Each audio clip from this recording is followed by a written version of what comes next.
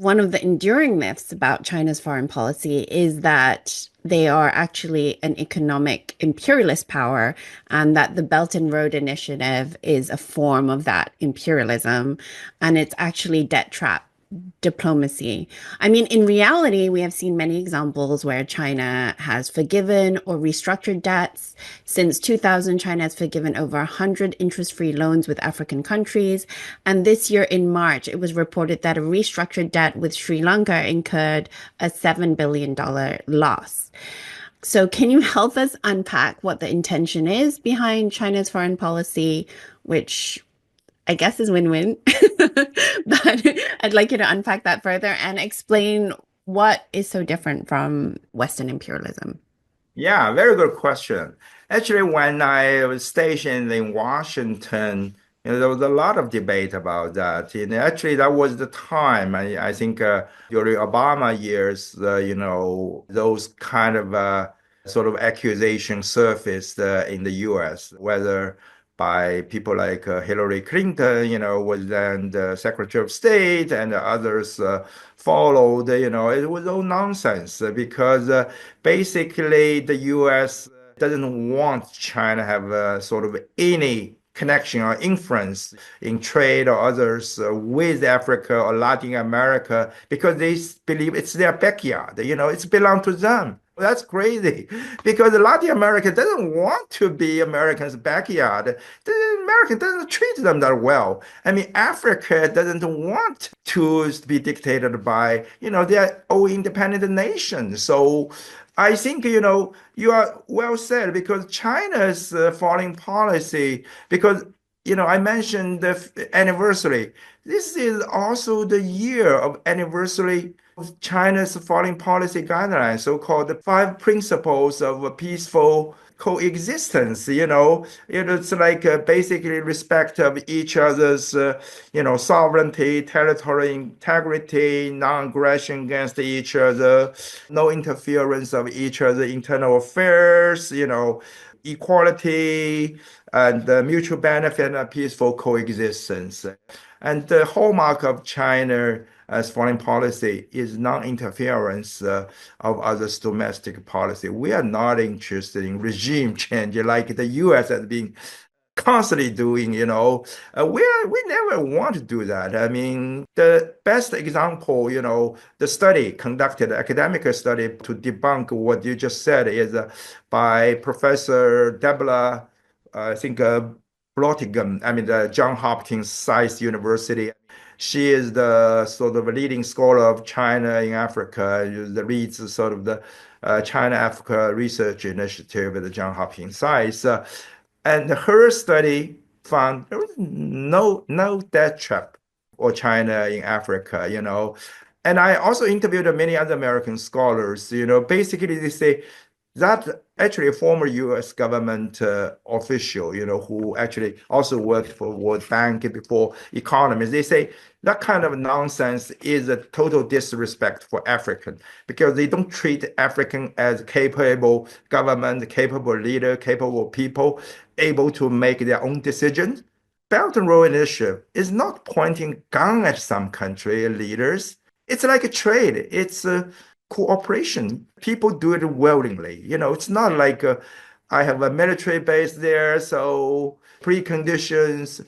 We don't have preconditions. I mean, we want to cooperate because China firmly believes from its own experience the past decades that building connectivity, building infrastructure, starting reform opening up is the best way to grow your economy. And China believes developing country, especially poor country in the global south, can repeat those kind of success stories. So that's why we are Belt Road is very much about building connectivity because in the Chinese saying, you build roads, you become rich, you have to build roads. Otherwise, there is no one coming. I mean, so I think that's sort of the mentality. I mean, not to mention our friendship, my generation, we are taught, I mean, since childhood by Mao, I mean, African our brothers. So we share sort of, they supported us in joining, going back restoring our legal seat at the United Nations in 1971. So we have this bondage. We feel we should help each other, and we are complementary economically. So that's why China is not just building roads, bridges, railways. China is also building manufacturing capacities in African country. And just listen to African leaders. You won't hear those nonsense about death trap because they know very well they make their own decision. Yeah, I mean, when they talk about some country default on debt, it's because they're often because their own issue. It's not because of China. I mean, it's so China decades ago borrowed a lot from the West, from the World Bank. Do you call it a debt trap? Because we have to pay it back decades later. It's a heavy burden too. But it helps China speed up its economic growth, and it's badly needed money in those years. It's like you borrow from the bank to build a house and you go to pay the mortgage, I mean, pay back in 30 years. Do you call that a debt trap? So yeah, it's a heavy burden for everyone, student loan, whatever.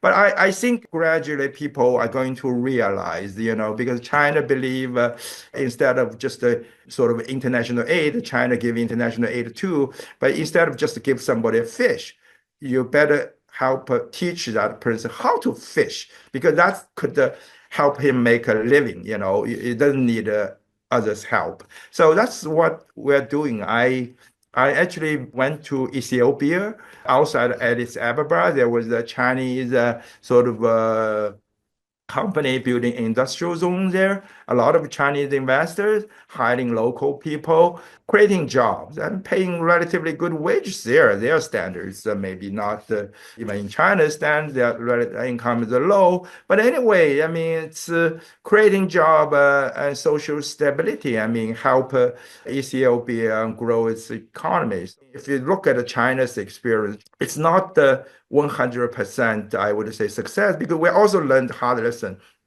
We don't want to repeat country to repeat polluting the environment. We want, better standards. So that's what China has transformed in the last decade. I mean, especially in the present Xi. If you look at EVs, renewable energy, China is literally the leader in the world today. I mean, I go back to Shanghai after years of COVID lockdown here in Europe. You find in Shanghai street, there is no gasoline bus anymore. It's all electric. And half of the cars are like more than half are electric. So there is no car exhaust to smell on the street. It's so sidewalk. It's so much more pleasant.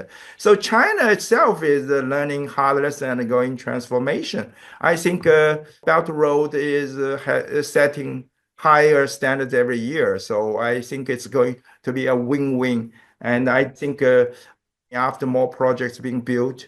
I mean, that's why actually you don't see even Europe. I mean, they used to recycle those US nonsense too, according to debt trap, especially launched the EU's so-called Global Gateway project. But now actually they are toning down. And the Global Gateway, China always believed that we can synergize, we can cooperate, since we all want to build connectivity in the developing world. Now, actually, they have some cooperation. So that's a good sign, which means European realize China have its strengths. I mentioned the infrastructure building capacity that the European is totally incapable, doing, because if they have to build it, it would take 5 years, $1 billion. But when China does it, 100 million and 12 months maybe or 6 months even. But that's just, I think, again, nations should cooperate and not be confrontational.